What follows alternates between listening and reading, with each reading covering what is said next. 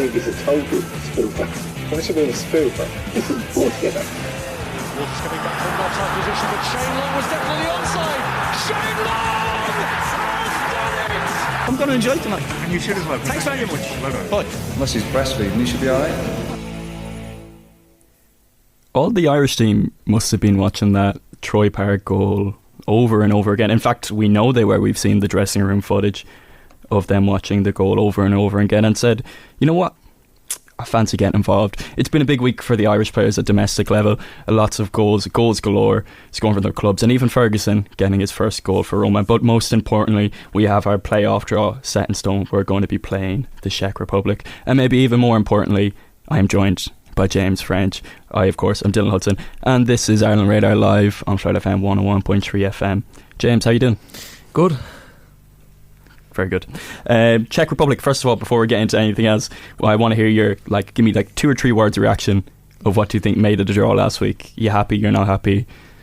Nice city, Prague. Yeah, I've been 5 times myself or something like that. One of the more, I'd say put a top 4, top 5 cities to go to in Europe. Have we been there together? Did you go with me? No, I did not, no. No, grand. I've been there 4 times this year alone, but I think most of that in the count is that I was living in that part of the world for half the year. But how would you compare it to Bratislava? It's wild. Prague is an unbelievable place. It's the most go-to destination for stags and stuff, isn't it? Yeah, it is, yeah. Prague is, it's a really, really good, party city. I mean, Bratislava where I was living, I'd actually compare it quite a lot to Galway. It was quite nice that way, but there is a reason I've gone back so many times. It's a great place to go, and there's been I think many a blurry night. Also, shout out to the Gaelic football team over there. We played a tournament there, and they could not have been any more hospitable. They were a great bunch of lads. So one thing to get out of the way, we have to say thank you very much for all the love and support last week, and I suppose beyond that we've hit over 1,000 viewers across all platforms, mainly on YouTube but also on Spotify. It may not come across the fact we joke about being amateurs in a professional setting, but there is actually a good bit of work that goes into the show. Obviously, we are a 4-man team. You might not hear Ronan or Joseph as much on the show anymore, but they're very much pulling the strings behind the scene, and of course they have very, very busy jobs. Myself and James are doing this every week, trying to balance our final year of university and with our poor minimum wage jobs as well. So there is work that goes into this, and it means so much that not only that we're seeing the numbers, but we've got great feedback. And of course, if you are enjoying, we're all still in a good place. I think we're still on a high, maybe a week or 2 weeks later after the Troy Parrott thing. So if you still want to get on board, maybe share it to a friend or leave us a 5-star review on Spotify or that kind of thing. But I think even if there wasn't people listening, we'd still be doing this because it's how much we enjoy it and talking about the national team and domestic football as a whole. So thank you very, very much for the support. In a couple of minutes time, we have a clip from Josh Donaldson. He works for Live Sport over in the Czech Republic, based in Prague, and he's given us basically a lowdown on Czech Republic, but we'll get a bit more into it first before we hear from him. I think it's the best we could have hoped for, really, in the draw, isn't it? I think especially with the home draw in the final is giving us something to play for, and that's going to be on the eye. But I would have seen Czech Republic as a team who've done well at World Cups, done well in Euros, not to in the recent past, and I would immediately have looked at them and be like, I don't want them. But more and more you look into it, it looks like a team that's kind of slowing down. Yeah, I think I said it to you kind of before the draw happened, that the semi-final I didn't really mind who we got, because I think just there's very little between any of those teams. I think they all have their particular strengths in key areas, but overall quality wise, between Slovakia, Czech Republic, Poland and Wales, I think Wales away would have been really tough with the atmosphere and stuff. It's interesting, Wales, the real stance from the Wales kind of media point thing is they really didn't want to play us, where I think we really didn't want to play them at home. I think a lot of teams, which is a crazy thing to say for the Irish national team, but maybe it's because how global the Troy Parrott winner against Hungary went, was a lot of teams really didn't want to face us. Yeah, I think it's a mixture of recency bias, but also we are, if you looked at any of our games at the Aviva, we have been horrible to play against this campaign, truly horrible. I think Wales probably have that bit of trauma from the James McLean goal against them. I think, what was that, 2018 World Cup, was it? I think I'm right. The final game we had to win to send us to a playoff, and we did.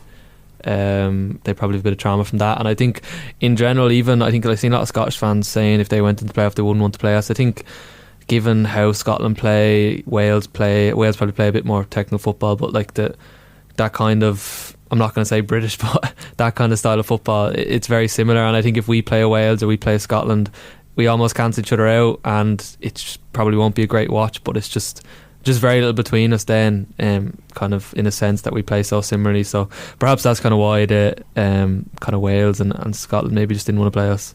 And before we talk a bit about the Czech Republic as a team a bit more, what about that home final draw? I think that's going to be so important, not only in if we get to the final, which we are going to be hoping for, and I think we're going to be quite positive heading into the game, especially given everything that's happened recently. But I think it's going to give the players so much encouragement to bring the semi-final, to win it, to bring it back to the Viva. Like, it kind of gives them a tunnel to look through and be like, we got to make sure we get this to the home. Yeah, like as I said, like I think I was much more focused on the final than the semi-final, not me getting carried away or anything, thinking we're already through. But you've already told everyone to book their flights to the States multiple times. I've been carried away before the campaign started now, but like as I said, for me, there's very little between Slovakia, Czech Republic, Poland, Wales, who we were going to get in that semi-final. Slovakia, brilliant at the last Euros, very unfortunate to lose to Portugal in the end. Beat Belgium, I think, at the Euros as well, and like played them off. Their midfield's unbelievable. Labalka. Poland nearly topped the group over Holland in the final kind of few games of their group. That they kind of bottled it, but very, very close to Holland in their group. And then Wales away is always going to be a really tough game. So like kind of out of those options, getting Czech Republic, I'm relatively happy. And then the final at home was the big one. That was the big kind of draw that Irish people were really looking to try and get, because it just gives us so much more of a chance and layers, kind of evens the playing field, because if any of those pot 1 teams we were probably going to get are probably in a better place than us down the road in their development, have more quality, but just having that home crowd, and you seen it against Hungary, you seen it against Poland and Armenia, even like the power of that home crowd against no matter what quality player you are, like it can get in your head. And as we've seen, we've kind of really played up to that, being really provocative and stuff in how we're playing and get players sent off, and if we're going to do that, that's brilliant. As I said, all I've wanted from the time our team was to have an identity. If that's our identity, brilliant, let's go and do it. But I just think, as I said, having that home final, despite it being against Denmark, which when it did happen, I was getting some flashbacks to the 5-1. Oh no, not again! Like, yeah, even being in the stadium for those Denmark games, it's a tough kind of, you know. Every time we play them, it's like here we go again. Kind of. I remember leaving. That was the first ever match I've left early. 5-1 down. I think it was 4-1 actually. Nicholas Bentner got the penalty, and I was like, I'm not even going to watch him take that penalty because it's Nicholas Bentner. But at least Eriksson won't be playing. So yeah, I was listening to Second Captains, I think last week, and they had a fan on who's either living in Denmark or something to do with the region, and he was talking about how Denmark's results haven't been as great recently, and that they've been slowing down. And obviously, you look at the Scotland game, you think, yeah, maybe. But if you look in their last 5 games, they've beaten Greece twice. They've scored 3 times against Greece in both games, and we made Greece look like 1970s Brazil team. Yeah, and that Greece team is very good. They beat Scotland 3-2. They should have probably. Oh, we know how good that Greece team is. You know, we're talking about nightmares against Denmark. Early Heimir, I have nightmares about that Greece team, like terribly so. Like Scotland, they've got better since they've loads of really good young players. But my point is that Denmark have beaten them twice recently, and so I don't know, will I agree with any points that they're slowing down as a. Yeah, well, I said that to you. Like I seen like the draw against Belarus. Belarus had 2 shots. I know I didn't watch the game. I don't know how it went. Maybe they did play poorly, but like if you look at the match stats, they absolutely dominated and were caught out twice and drew the game. And the Scotland game, I watched the full match. The early goal from McTominay, obviously world class, is just unbelievable. I mean, like all the goals on that game were incredible. But like they just had to go and one up us, didn't they? They just had to go and do it. Ben Doak then goes off. Scotland's only outlet goes, and Denmark just absolutely dominated the game. Should have probably been won all at half time. The red card, which was very, very harsh, like really harsh. If it happened to us, I'd be raging. To be honest, a very, very harsh red card. Kind of changes the game, gives Scotland a bit more kind of control in it, and again Denmark go and equalise, and then it's a brilliant goal from Tierney to win it. But like they were very unfortunate not to even get that draw away in Scotland. A lot of kind of key factors going against them, and it is the nature of international football. Like, people get carried away off 2 results, off 1 result, as we have after the Hunger game. You're on top of the world. I don't know if you could ever accuse us of getting carried away ever on Ireland radar, could you? No. But like Denmark, like that, the guy you were saying from Denmark on second captain, saying the Denmark team is going down now and we're on a downward slope. Like, I wouldn't believe a word of that. Like, they still have a lot of quality, and we're like really unfortunate not to progress and go through automatically. Oh, and that's the important thing to remember. I think even we'll get on to Czech now. Every team that we could have played in the semi-finals are a better team than us. I think if we beat Czech Republic, I think we're going to, or Czechia, I think we're going to be the underdogs for that game. I think rightfully so. I mean, talking about them, they're not that much better than us. They're ranked 44 in the FIFA rankings. We're ranked 59, but their group, the reason why we can be positive about this semi-final is they really didn't take the group by storm, and also they've got a lot of things going on behind the scenes. It's I mean, they almost seem Ireland-esque with how much of a mess things are with with off the pitch situations. But they finished second, just 6 points behind Croatia. But it was really one of the weaker groups in qualifying. You know, they had the likes of the Faroe Islands and Gibraltar in their group. Like, Montenegro, though, like, would you back us to go away to Montenegro and win? Like, we lost to Armenia, like, you know, like. Well, that's when I suppose is there much between Armenia and Faroe Islands? It probably is. Armenia is about a similar country size-wise to us, but. Yeah, like that has to be taken into account. It was still it was an easier group than us, you could say. Oh, it was a much easier group than us, I think. Yeah. But I mean, the Faroe Islands, the loss is where things really began to unravel for them. That's when their coach Ivan Hasek was sacked in October, and now they've got this interim coach, and there is questions still to be asked. Is he going to be in charge for the game in Ireland in March? It's Nedved is their kind of Mark Cannon role, which is I don't know. I see a future where he comes in and he just takes control of things. But look, that's here nor there. But obviously we know a lot of their big players. Patrick Schick has been a brilliant goal scorer in the Bundesliga for many years. Tom Soucek, which, I mean, we're going to let Josh get into it because he'll know more than we do, but he's been stripped of the captaincy for one game in kind of this underlying mess that's going on with the team. And they've got a guy at Lyon as well, Pavel Sulk, scored 5 goals for them in the French league this year. They still have Koufal as well, and it's a solid kind of all-round team, to be honest. I mean, we were talking about their games, their recent fixtures. You know, it doesn't look promising. We said that for them more so with that Faroe Islands defeat, and they kind of scraped through a lot of games in the qualifying. But from my Googling, it looks like they haven't lost at home since 2022. Which is they topped their, just looking at the Nations League, like they topped their Nations League A group featuring Ukraine, Georgia and Albania, so they'll be in Nations League A the next time that comes around. So I think they have went on a bit of a downward spiral since you talked about the Faroe Islands result.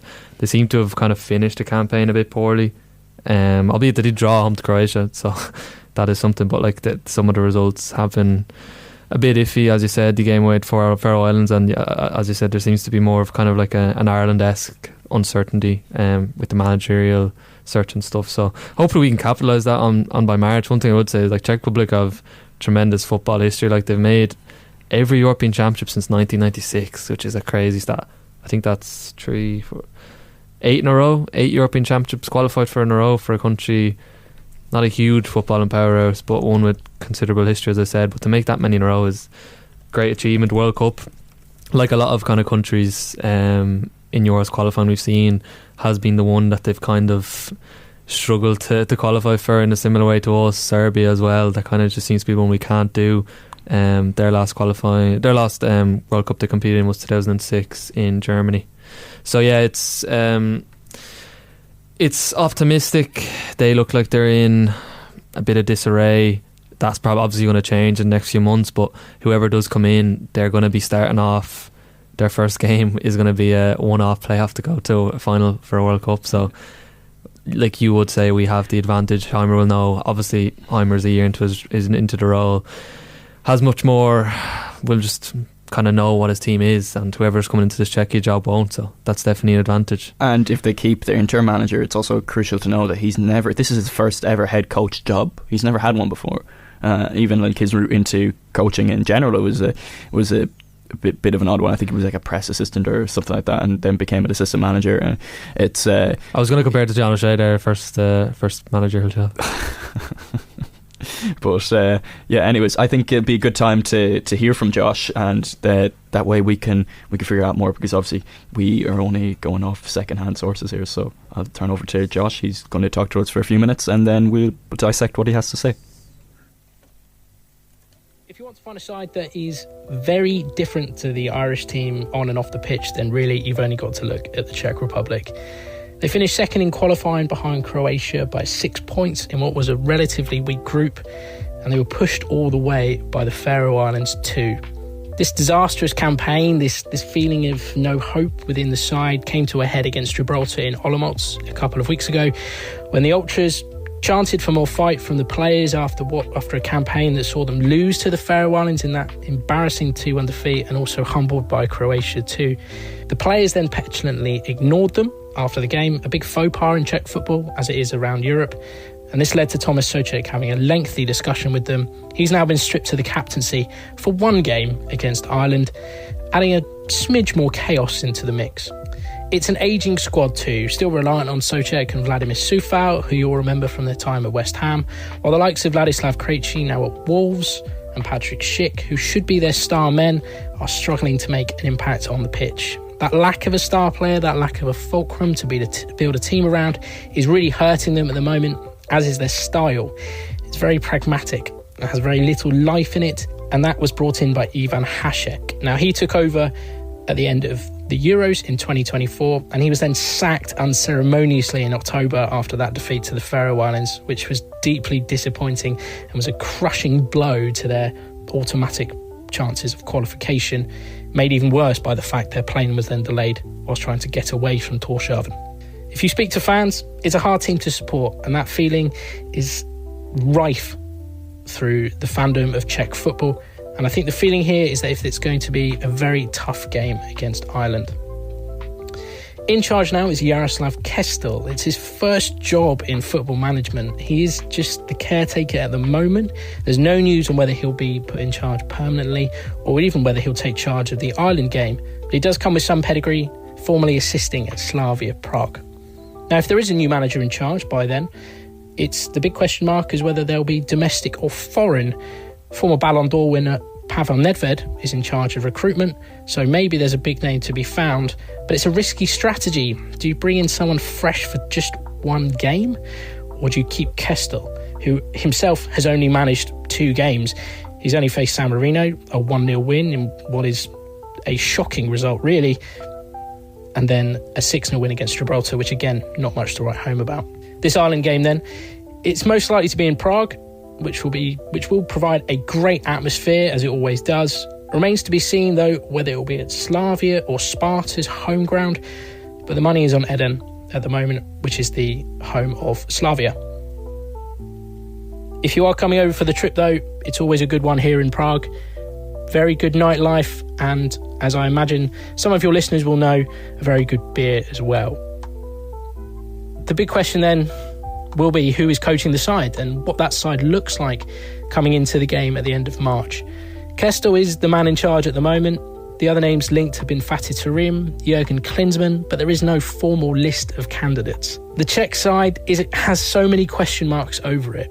The lack of form, the lack of a key manager, and the lack of any real star players or any players in any form at the moment means that Ireland, in my opinion, are certainly favourites for the game. But we still have 4 months till kick-off, and a lot can still change. Did you hear that? Ireland are favourites?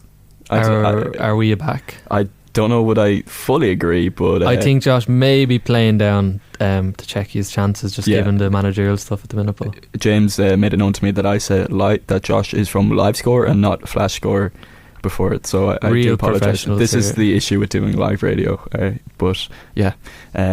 Anyways, thanks so much to Josh. That was a very detailed kind of information that kind of really expanded on what we said there. He said Ireland that they're very dissimilar to Ireland on and off the pitch. I don't know if Josh knows how much of a mess Ireland are on and off the pitch. I think he contradicted himself as well, saying like a lot of physical players, kind of a managerial search gone on. It smells of Ireland the last year and a half, to be honest. May I introduce Josh to existing contractual obligations that we had with the Heimir Hallgrimsson 8 month search or something like that. But yeah, we're not going on that. It was a very, very good voice, and thanks a million for him for sending it in. But I think it's interesting that the pragmatic sense of things, it could make for a terrible game of football. You would think it would suit us though, like considering, like if you look at the Hungary, particularly the home game, like they looked just technically much better than us, dominated us kind of from start, obviously looking to control the game. And then if you've we're going playing a side that's much more pragmatic and maybe a bit more direct, like you would imagine that's kind of going to suit us rather than someone who's going to take the ball and kind of dominate us. But we'll see how it plays out, I suppose. Yeah, like I mean, I think one thing is that this team is very suited to playing away from home at the moment. It would be interesting to see how many Ireland fans are able to get tickets to the game, because we know there's only going to be between 900 to 1,000 fans. Well, there's going to be 2,000 there anyway, I think, getting tickets. I think there'll be well more than 2,000 in Prague. Do you reckon just fans? Like, in the streets, I think there'll be thousands, because people will take the advantage just to go over to Prague, yeah. And it looks that way. I mean, certainly loads of people we know, we were looking ourselves until flights are now €700 for a return.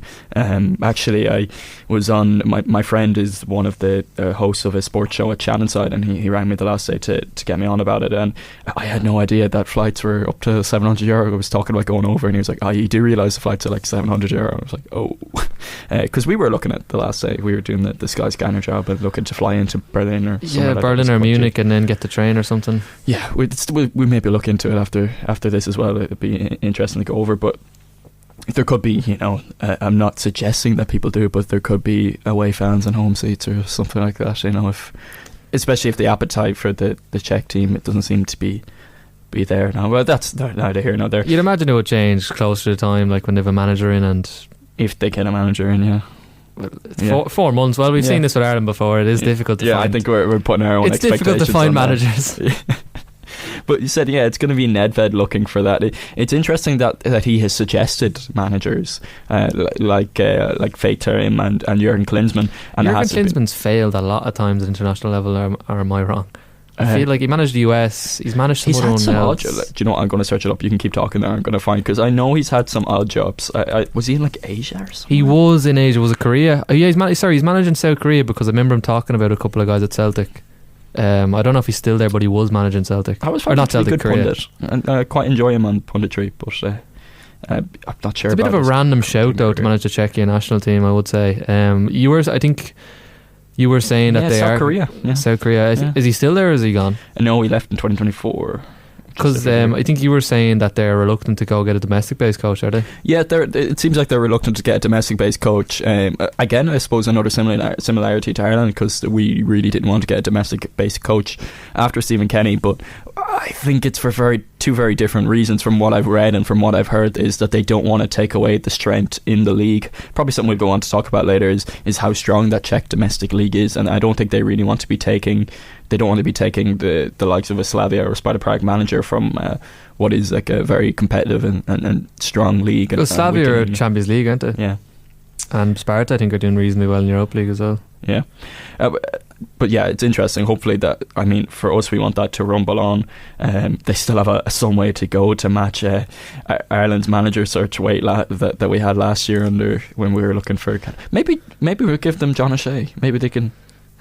Maybe that would be really giving us an advantage then, wouldn't it? John O'Shea slander needs to stop. Never. But as well, like I think we can go a bit more into their squads. Thomas Soucek is obviously probably the biggest name in the squad. Interestingly, he's been taken off captaincy. Like they said, the fans seem to be didn't cap the fans at home to San Marino or something, was it? Yeah, the fans, I can't exactly remember what their banners were saying, but it was very general stuff. It was about just the team not fighting hard enough, and it seemed like a warranted reaction to strip the captaincy off him, even for just the one game. We'll see if that holds up under new management or whatever, but there is a bit of a disconnect between the players and the fans at the moment. But obviously Patrick Schick they have as well. He's the danger man. He's one to watch out for. I don't think he's had a great qualifying campaign, but he scored 20 goals for Leverkusen last year, and Leverkusen, from kind of the perception and the narrative, they really struggled. I think they still finished second in Bundesliga. He's been consistently in and around the top goal scorers from Bundesliga for a number of years. He scored 27 for them last year, and he's 7 and 13 this year. Like he's I think he was linked with United at some point in the summer, but like he is a very consistent goal scorer, and will definitely be a handful for us. And he's always done well for his country. I remember like the Euros a couple of years ago, he was on fire. So he's that goal against Scotland. Yeah. Oh my God. Yeah, it was incredible. But I think he only scored twice in the qualifying campaign, which of course Troy Parrott managed to do that in just one game. So we've already won, and we're yeah. Obviously, they have Ladislav Krejci at Wolves as well. I think they're going to have Fellaini Kufal as well. Yeah, Hoffenheim now or something, like a few of these players. The centre halves at Hoffenheim as well. Yeah. The keeper Kovar's at Eindhoven. They do have, like, as I was saying, we're talking about like how strong the domestic league is. Like they have a fairly strong like representation from Slavia and Sparta, kind of mainly those two in Czech football. So like there probably is a degree of cohesion there. Yeah, I would so say like a lot of people teams would look, like if you went on Transfermarkt or someone and looked at their squad, you wouldn't know a lot of their players as household names, but I think that's a bit of an advantage for them in that they'll have that cohesion. And we said the Czech league is quite a strong league. I think it's number 10 in the world, so it's definitely at a decent level. And those two teams, Slavia and Sparta Prague, are always competing to get into the Champions League every year at least. So yeah, I think it's Slavia in Champions League, Sparta are in Conference League, actually, not Europa League, as I said earlier. But like a lot of them guys, even if they're not in at Sparta or Slavia now, they would have played for them previously for like kind of a number of years. So like there's definitely that sense of cohesion there, that a lot of them played for one or the two. A lot of them are there right now or have been there. So it's like definitely there'll be more cohesion than other national teams, I would say, just given the dynamic of Czech football. So that's just definitely something to watch out for, especially with no manager there. Like this is a squad that is very familiar with itself and have played kind of for years together, whether at Slavia or Sparta, and maybe they're somewhere else now, but like as I said, like the cohesion is there, which isn't there for a lot of international teams, you could argue. Is there any other players really you think to look out for in that Czech Republic team? Well, as I said, I think even if we're not familiar with them, like a lot of them, these guys are like very good Czech league players playing for Slavia or Sparta, playing European competition. So like I would be wary of kind of pigeonholing Patrick Schick and Sucic as their key players. Like I think we shouldn't be kind of as ignorant as that. But Adam Karabek is at Lyon, Peter Sulk as well at Lyon. They kind of have like a lot of guys like at the same club for some reason. If my current football manager save to go on at the moment is that Peter Sulk is going to be incredible. I just got absolutely destroyed by him in a Europa League game. He's 7 goals for Lyon this year, and Adam Karabek, 22 winger. Another player I used to have on well. Football Manager, Adam Karabek. Yeah, he was. Adam Halozek as well. He's I don't think he's in the squad. He's really not developed. Halozek. He's still playing in. I think he's playing for Hoffenheim in the Bundesliga, and he's like a consistent first team player. I think he's in the squad. Maybe he's not starting, but like he's 8 goals and 3 assists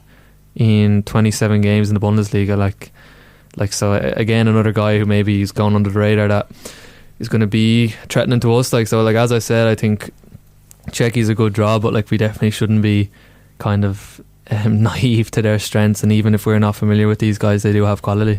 As we said as well, it looks like a very pragmatic side, but what I would say is, like, you look at their midfield, and obviously midfield area being our weakness, and I think out of all the teams we've played recently, it doesn't scare me as much in midfield. And obviously again, the caveat that we'll keep banging on about, we don't know exactly the players, so there might be an unknown threat, but I think there doesn't scream like a super technical player in there. Like obviously Hungary had Szoboszlai, and Portugal had an embarrassment of riches in that position, including like Vitinha, who I think is one of the best midfielders in the world at the moment. I think we can look at that and being like, okay, maybe our midfield, it's never going to be the better midfield in the game, but it's probably not going to struggle as much. Yeah, you could say maybe with Sucic they had the height advantage, but like we obviously have a lot of aggression and stuff in our midfield. I think passion. We've got lots of passion. A lot of passion merchants, which is nice, but even like if you look at, like, this is why I said I don't mind this Czechia draws, because like if you look at Bratislava, they've got Lobotka, they do have I think another Serie A starter in their midfield, but like they have a really strong midfield, and I would have been really wary going up against them and their ability to control the game, control the midfield. Poland as well, they've obviously got Zielinski, they've like a decent enough midfield that's probably better than ours. Like, so I think in that sense, it is good that we're not coming up against a team with like a notably inferior midfield, which is a good thing for once. And yeah, I think it's like, if you mentioned the players we've rattled off there, Suchet, Schick, Krejci, all kind of just big, tall guys, which is similar to our own strengths. You look at Collins, O'Brien, Ferguson, Parrot, all guys above 6 foot. So I think there is definitely a lot of similarities kind of with player profiles and stuff in the squad, but we kind of won't really know until the game how similar we really are. But from kind of first look, we do look kind of similar in a sense. We have 4 months till then, and please, for the love of God, more than anything, can we either practice our long throws or get rid of them again? I don't think there wasn't room to talk about this last week, but Festi Ebisele looked so confused to what he was asked being long throws, as someone who's clearly, like, it looks like he's never practiced them in his life. I mean, I know O'Brien does it to a similarly unsuccessful level for Everton as he does for Ireland, but as good as things have been in the last couple of weeks, I do not want to see another long throw again until at least we know we can do them. Even having Jake O'Brien take the long throw makes no sense, because he's our tallest player on the pitch. Yeah. And at the 17s World Cup I was watching with Ireland there, obviously, and I think Honduras it was, but this guy threw the ball like a crazy distance. Do you remember? And I was just thinking, how is this 16-year-old, 17-year-old doing this, and we don't have a single player that can throw like a decent long throw? Bring him in, like, get him to do a bit of coaching, like that Liverpool throwing coach from the. Do you remember like the 2010s where the like 2010 World Cup where players used to do the somersault throw in, where they used to do like a little tumble and then throw it in? Maybe we need to get that. I think an Irish player still does that at the women's team. Does it? Do they? I think. I so. really thought, because like obviously would have been basically a kid when watching that World Cup. I really thought that was going to become more of a thing, and it really died out. And like, well, but even look at Arsenal, like long throws is huge for them in corners. I think every team in the Premier League. I think that's why we're doing it. That's what I mean, yeah. And but again, if you can't do it, there's no need to join the party, guys. Just stay out. Like, you don't. It's I know that's absolutely no relevance. At least we're from corners anyway. We're kind of back. I mean, I have to say that as a host perspective, it's poor for me. There's no relevance to long throws or anything, but I've been needing to get it off my chest for a number of weeks now, because God, I think I'm kept up at night of visions of us like not being able to beat the first man from a long throw. Just throw it short, guys. It's gonna be fine. The one positive is that though, like on corners, we were actually really good. We were. We really were. Yeah. Like Armenia, did we I know. The corner taker, or was it? Well, it was when Ryan Manning was taking them. He's brilliant at them. Yeah, and I think is it Cullen that was kind of doing that kind of more floated kind of ball in that has been worked in the last couple of times. But like, we should definitely be really strong on corners considering the personnel in our squad. Like, yeah. Right. We're going to throw to a break for about it says here, I think, 1 minute and 3 seconds, and then we'll go talk about the players who've been scoring in the week. See you then.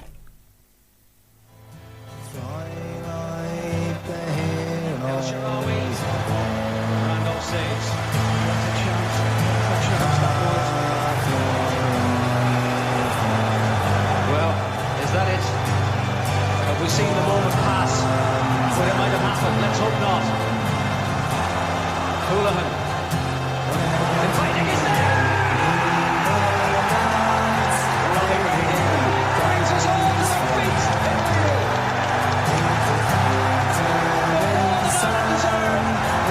Fantastic goal to put Ireland in front.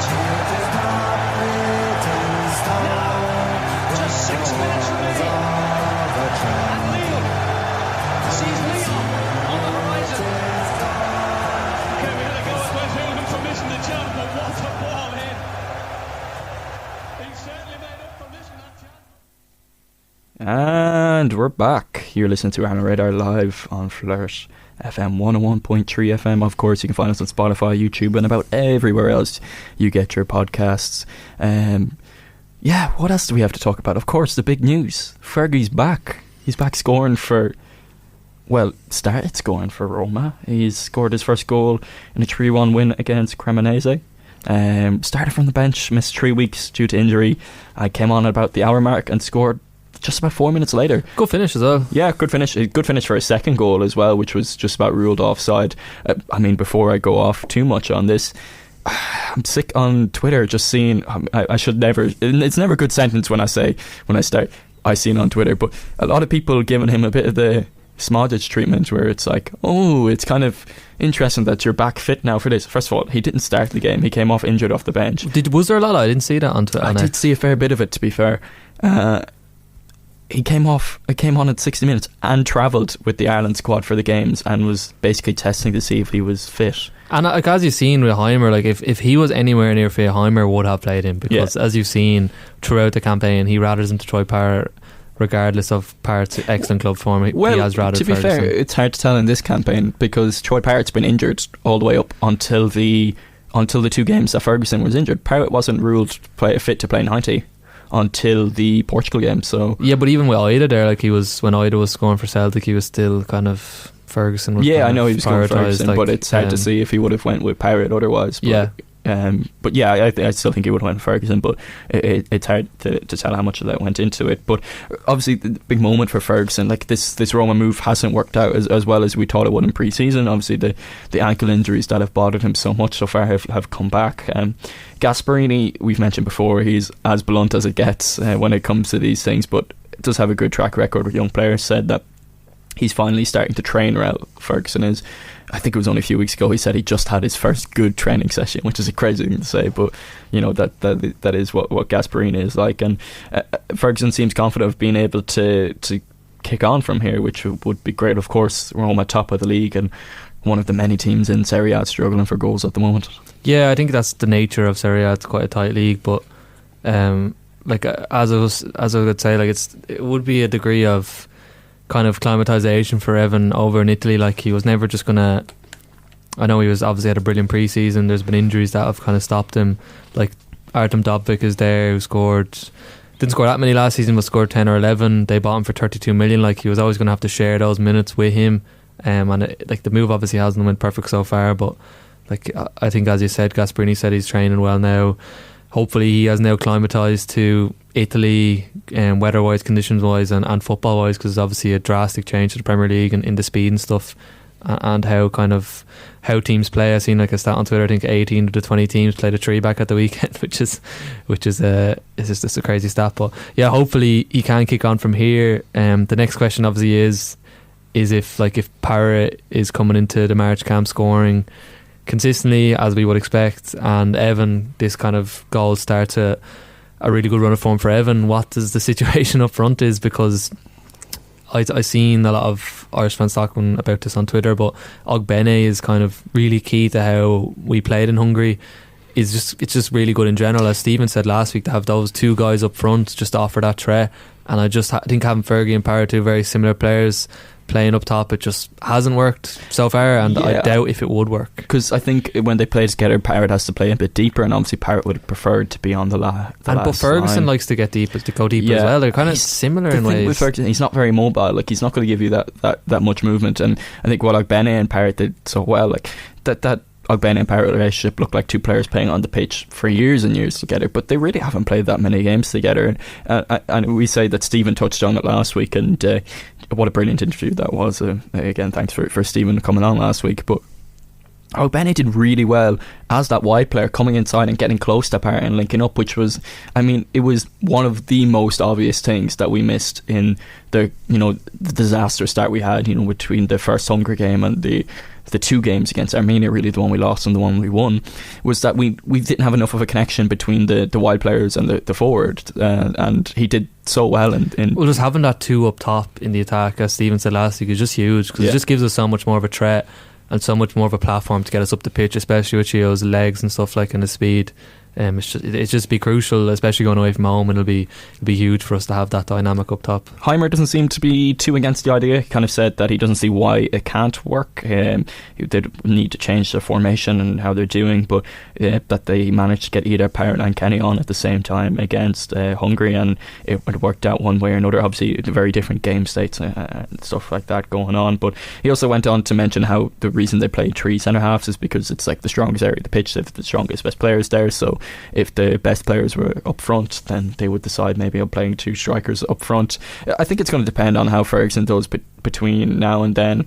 There is a world where this can work, but do you really want to mess with it with that much? I don't know. And obviously they're probably not going to have a friendly between now and then. I can't see it happening unless there probably isn't going to be a friendly. Especially like the sense of conservatism Heimer's shown in these kind of decisions, where he's tried to kind of keep, although he has tinkered with the squad a lot, which we've talked about, he has tried to keep that kind of same 11 regardless of players' club form, picking Ferguson at times where maybe Adam Ida could have come in, less so Parrot obviously because he's injured early in the campaign, but like I think he's kind of, even with Robbie Brady, bringing Brady back even though maybe he wasn't starting consistently for Preston, like he has tended to kind of try and have that cohesive 11 there. So I would be surprised if he would drop that, or he would kind of change that. It's not the game to do it. It feels like they figured stuff out. A playoff game is not the game to do it. Yeah, it does feel like they figured that attack out eventually because there was such a little click in it, and it wouldn't really be the thing to do. But honestly, I definitely wouldn't be against it either. Like I think if he went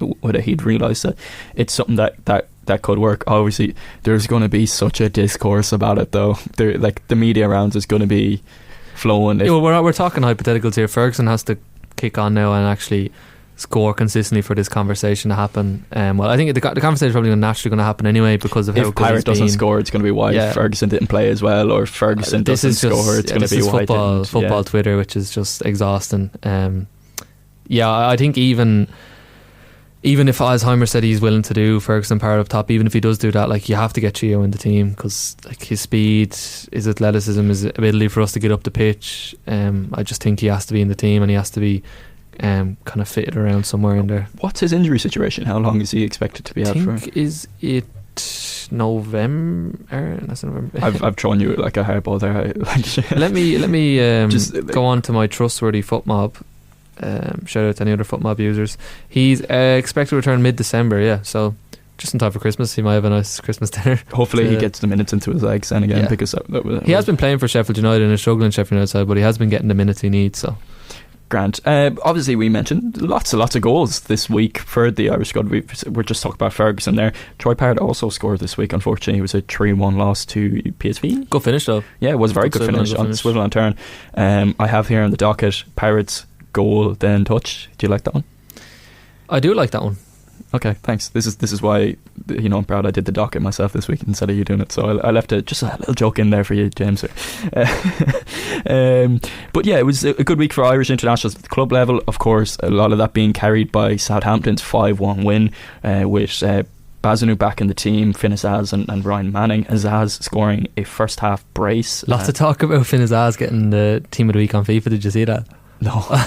He made the team of the week on FIFA, and despite getting the assists for the second Parrot goal in Hungary, there was a lot of Irish fans a small bit confused with it. I think Parrot got some other. He got an SBC, Us old heads talk about FIFA, aren't we one with the kids, huh? Ung still got it, yeah. But yeah, Southampton obviously carrying a lot of this great week for Irish players at club level. Azaz, to be fair, great to see. He got an assist for Ryan Manning, scored as well in this game. Bazunu back starting as well. Yeah, very positive. It's looking good for the players there. But I think it's great to see Azaz picking up form. It was a slow start for the season for him at a club level, but obviously internationally level, after we built him up so much after the Bulgaria game, so he's been pretty poor since then. Poor for aspects of that Hungary game as well. Was very careless with the ball. He was genuinely the worst player on the pitch, I think, until we moved him into a deeper midfield role, and I think that he was one of the best players on the pitch. And you have to give him credit for the assist. It was an incredible assist. He does have the quality. No one else in the team does that. No. Even as poor, and he did look like he couldn't trap a ball for the first half. Yeah. And then he pulls that out. So I mean, that's exactly why someone like him is in the team, so hopefully he can build on those performances. And I mean, the manager seems to have a lot of trust in him. Like, he's been starting these games in an attacking role, so hopefully he kicks on from here. At West Brom we had differing outcomes. Mikey Johnson provided assists for both goals in the game, but they fell to a 3-2 defeat to Coventry. But Jason Malumbi, very much the madman in the Ireland's midfield at the moment, as I can't say other words because we are live on air, did get sent off in that game. But as well, along with the goals, Tom Cannon scored his first goal of the season for Sheffield United. He's really struggled since going there recently. Yeah, there was a lot of kind of hype around him maybe a year and a half ago, wasn't there, when he got that move to Leicester, I think, was it? Now I think he's Sheffield United. But there was a lot of clamour to get him into the Ireland team, and then I think O'Shea called him up for his games. But I think Parrot, after the Hunger game, Parrot's kind of started started a revolution among Irish strikers who haven't been scoring, Cannon and Ferguson. Not only the strikers, Jimmy Dunn was in the Ireland squad, made an appearance in the Portugal game, and obviously learned something from Parrot because he also scored in QPR's 3-2 victory against Hull City, and Jamie McGrath over in Scotland scored in their 2-0 win, or Hibs' 2-0 win over Aberdeen. Obviously there was other people that scored as well, but James, I think I'm going to let you get on to Under the Radar, personal favourite segment of mine on Ireland Radar. Who do you have this week? Yeah, number one is going to be Luca Connell, a name that a lot of Irish football fans will be familiar with. I'm going to say my line again. He used to be brilliant on Football Manager and was brilliant for me a few years ago when I signed him. Still quite decent on Football Manager if you're kind of in around the League One Championship range. You're looking for a decent deep line playmaker. He could be the guy, but a guy who really burst on the scene at Bolton. I think it was Bolton were going through administration and stuff, had to play a lot of young players. He was playing for them at 17 years of age. Huge hype around him. He joined Celtic I think literally after his first breakout year, and his career kind of really slowed down. Celtic kind of heritage with nurturing young Irish talent. Was sent out on loan to Queen's Park in League One, and then jumped from there to straight into Barnsley's first team in League One as a consistent starter, which is a pretty significant jump, to be honest, like going from kind of Scottish League One level to English League One level. But just kind of on a bit more recent, he's obviously been there at Barnsley for 4 years now in League One, but picked up his second goal of the season at the weekend in a final win over Luton, which kind of alerted me to him. Has made 19 appearances this season, 2 goals and 3 assists from CDM. Barnsley kind of play a 4-2-3-1. He's kind of more one of the two CDMs they play. He's kind of the more creative one, but he does sit deeper. McGoldrick and Neil Ferrugia there too, of course. Bit of a nice Irish contingent there. And yeah, just like that technical midfield player from CDM perspective is a bit of a problem area for Ireland. Like we've Josh Cullen there. There are kind of some kind of overlaps in Josh Cullen and Luca Connell, 2 English-born players, obviously committed to Ireland. Quite technically proficient, and yeah, he's probably behind Conor Coventry currently in the squad. Coventry obviously playing the championship for Charlton, having a really good season there. Charlton fans love him, but yeah, just kind of one to watch going forward, especially due to the lack of kind of those kind of technical midfield players in our national pool, and in particular from CDM we don't have a lot of those guys. So yeah, that's definitely one to watch going forward. Only 24 as well. Like you do forget he is still fairly young, like similar age to Troy Parrott, and like been playing consistent League One football for 4 years now at Barnsley. I think they're probably going to be pushing for playoffs this year. I'd be surprised if he doesn't get a move, if he keeps this up. Yeah, fair. You mentioned the Celtic point as well. It's really tough for young players, and it feels like Irish young players especially to carve their way into Celtic. Well, any young players, even Scottish young players, is very difficult. It's a hard thing. I've already seen Kenny getting abused after a few games now as well. One thing I would say though is like I wouldn't take X as gospel for fans of a fan base. No, like, there's absolutely a lot of, not. Like I'm sure there's a lot of Liverpool. Oh, there is like, everywhere. Yeah, I like, just see it with Celtic more than other places. Yeah, it's probably the same for Rangers too, as well. To be fair, to more of a degree with Rangers, but yeah, like with any massive club, there's going to be like sections of the fan base that can be toxic. So yeah, but moving on to the second pick is Idemo Amaku, guy that I've always been really high on, was outstanding in the previous under 21s campaign, which I watched every game of them, as they narrowly missed their own qualification, and he was just outstanding every time he played. Just really jumped off the pitch anytime you watched him. Age 22 at Millwall, obviously been there for 4 seasons now since moving over from Shamrock Rovers. It's his 3rd season in a row gaining like significant minutes, but he picked up his first goal contribution of any note in the championship this season at the weekend. Got an assist in a 3-1 away loss to Portsmouth. 17 appearances overall across the championship and EFL Cup this season. 8 starts altogether, like, so the stats don't really jump off the page. He has been inconsistent. He's been kind of in and out of the team. Millwall have a lot of kind of those young kind of dynamic wingers, but just for me, it's just I've been looking at Idemo for under the radar a while, but he just has that profile we kind of really lack in the national pool. I don't know if anyone watched the under 21s game away to England, but like the way Trent Cohn-Doherty really drove us off the pitch, or drove us up the pitch, and kind of let the defenders breathe for a minute was huge in that game, and like really helped us. And I just think we don't have that many guys like that. We obviously Mikey Johnson is definitely an option there, but like we don't have a lot of those kind of really good dribblers that are good at taking people on and can kind of get us up the pitch. So he's just definitely a profile that we lack in the pool, and just one to keep an eye on. Obviously his first goal contribution of any note in the championship this season at the weekend. Hopefully he can kind of kick on and establish himself as kind of like a key or regular starter for them, and kind of keep getting these goal contributions, because like as I said, like himself, Vata, they all have a chance of making the squad, considering they're playing championship football. Like if one or two injuries of kind of more the senior players, or even a good burst of form before March, and either of them could very easily kind of find themselves in the squad. Yeah, very good. Yeah, Amaku is someone as well that impressed me a lot when I tuned into the under 21. So he's one to keep an eye on. Maybe his development for the next few years. Always thought he might have been a player that was kind of aided about that extra physical profile at a younger age. So yeah, like it's about kind of developing that into the more senior game, really. Yeah, like he's brilliant taking players on. It's just kind of that final bit of quality, which as a winger is something that comes kind of as you mature and go through your football development. But I think he was linked to Atletico Madrid and stuff. During the end of the 21s campaign, he was linked with like loads of clubs on the continent and stuff, and like his partnership with Sinclair Armstrong in that kind of 3-5-2 that Jim Crawford played like was really good to watch. Like they both really linked up really well. So yeah, just two of those guys, definitely two to watch, and guys that hopefully can continue developing and just really add something different in the national pool. Yeah, fair play. We also have, before we finish up, the Irish clubs in Europe this week, and it'll be Shelbourne taking the trip to Troy Parrot's AZ Alkmaar. That's going to be on a Thursday at 5:45. Shelbourne, it's a very tough ask for them, James, to really get something from this, isn't it? Yeah, obviously the Troy Parrott storyline is one thing, but like I don't know if you've seen at the PFA Awards, Paddy Barrett said he was quoted as he's going to hit him. That is going to be his approach at marking him. Yeah, it's going to be really, really difficult, regardless of kind of, even if Barrett played or not. Like the Alkmaar are a very, very talented side. You would expect Troy to play, but yeah, it's a very tough ask. Shell's kind of out of it now anyway. Be a nice away trip for the fans. As Troy says, Alkmaar is a lovely city and stuff, so be nice for them, and obviously they want to get a respectable result and show Shelbourne Irish football in the best possible light.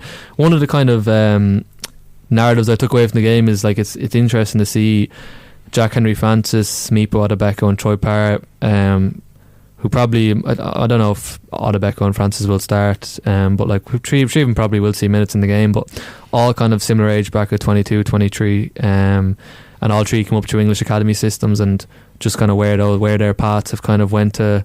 Jack Henry Francis and Mipo obviously at Shells, both doing really well, and then Troy at Alkmaar, kind of again away from the English game. So yeah, just interesting how all three of those have developed, because they would have been kind of talked about a lot, kind of going up through the Irish underage structures. So it's just nice that all three will be playing on the same pitch on Thursday, and yeah. Shamrock Rovers have another tough task ahead of them as well, and they're going to be hoping that they can repeat maybe their exploits that they did against AK Athens, maybe even a tougher task this time against Shakhtar Donetsk. That is also on Thursday. That's going to be at 8 o'clock.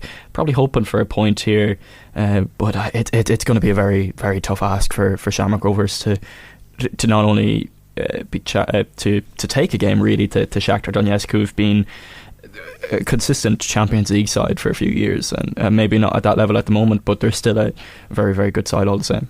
Yeah, like they're 10th in the Conference League. Their 3 games so far, they beat Aberdeen 3-2 away, lost to Legia Warsaw 2-1 at home, and then defeated Breidablik 2-0 at home, who Rovers play next away in Iceland. They're currently 4 clear at the top of the Ukrainian League. Obviously the circumstances around Ukraine, some of the football clubs have suffered as a result of that, aren't performing as well in Europe, but like they've scored 13 goals in their last 2 fixtures. They've 2 young Brazilian guys on the wing, Newerton and Aguinaldo, so kind of a throwback to 10-15 years ago when they had like Willie and Douglas Costa, that kind of great Shakhtar team that was around kind of Champions League 2010s or 2010s kind of time range or so. Yeah, a point to be brilliant here, with the 3 games left, away to Breidablik and Hammer and Spartans at home. They're the games they need the 2 wins in. This is the one they arguably need the point in. Obviously a win would be great, but the point is more realistic, and 8 points is probably going to be needed given Rovers' goal difference. It's -5 at the minute. Either that or they would have to beat Hammer and Spartans by a couple in the last game of the campaign. So yeah, it's difficult. 7 points probably won't be enough, so like a draw here is probably needed. The Rovers team probably have been on the pace of it the last week after the FAI Cup final. Hopefully they're back in training and they're ready to go for this, and I'm sure Stephen Bradley will have them absolutely right and ready to go for this, because he's obviously very focused on Europe, and he will definitely want to kind of go back into the Conference League playoff round as they did last year and try and go one more. So definitely one to watch. And both games, one Alec Marcel's 5:45, Rovers Shakhtar at 8. So like you could watch both of them games, and it's not like they're clashing, which they have been in recent weeks, which is nice, and should be 2 good games. Yes, very good, and best of luck to both teams. Obviously, we have just about 5 minutes left on the show here. Obviously, we're going to play you out with a song like we do every week. Just a couple of headlines before we finish up, and I want to pick up 2 things for Heimir Hallgrimsson. First of all, he said the journey back after the game was the plane was like a pub. Which you would expect, and it's kind of almost going back to the Jack days of the fish and chips, you know, and the after a game or before a game. But also, Heimir has been saying in the news that he'd like to see the away fans moved from the Aviva, saying that we give them too much of a kind of an advantage and a good yes scene. Please, this has been something that should have happened years ago. This has been an Aviva conversation for years. I imagine that there is some sort of logistics, some sort of safety reason to why they're there and not somewhere up in the gods. I don't know, but like if we're not a serious football country until we do that. Like, I feel like if you want to be a serious football side, you don't give your away fans that in. Like, I remember a few years ago I got tickets to a game. Somebody got them for me for a gift, and we were basically beside the away fans. We were in the top left corner, and you could just see, it's like we're just letting them have such a good time there behind the goal. Like I think Joe Malloy actually might have brought up this point just like in October about moving the... Yeah, I seen someone said someone at the FAI must be listening to the Irish Indo Sports podcast. FAI, if you're listening, get on it. You know, move them. Don't let them have as much fun. Right, very quickly, I'm going to give you maybe 2.5 seconds to wrap up the unfortunate week as well for the 17s and maybe the under 21s if you get time. Yeah, we'll just focus on the 17s just to finish off with some positivities. Let's ignore the 21s result. The 17s outstanding achievement. I've talked about this on the last couple of weeks. Like, even getting to the World Cup was a huge achievement. First group of Irish players to do it. Reach the last 16, come out of their group unbeaten, go and beat Canada on penalties. Kind of should have beaten them in normal time, and then getting to the last 16, losing to a really good Switzerland side, it must be said. They were the better team. The only thing I would say is we were a small bit conservative in the game. We shifted from the 4-3-3 we've been playing in all the rest of the tournament to more of a 5-back. Didn't really press them as aggressively, which... like they ended up losing 3-1. Switzerland much better team. I would have liked to have seen us just play the way we played the whole tournament, but then again, like these tournaments are about development for players. These guys getting big tournament experience, which they have.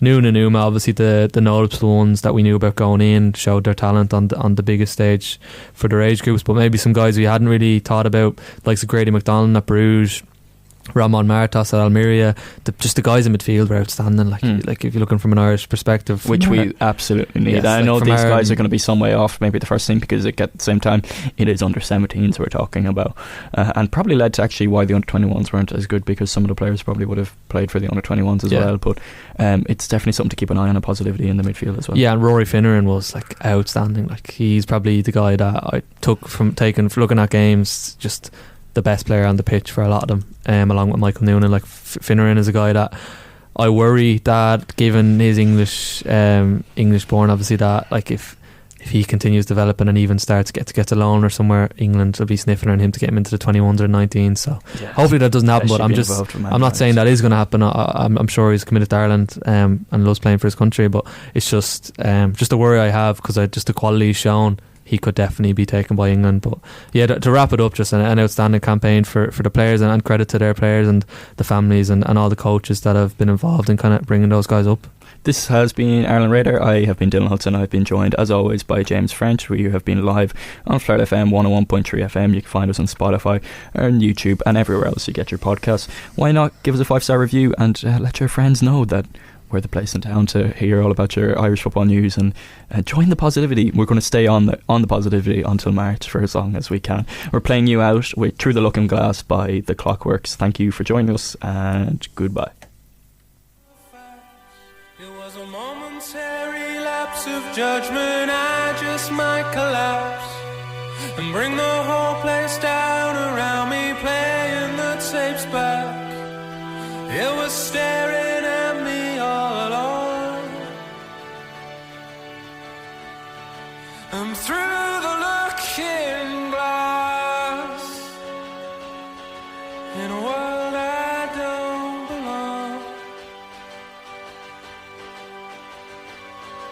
waiting for a drink.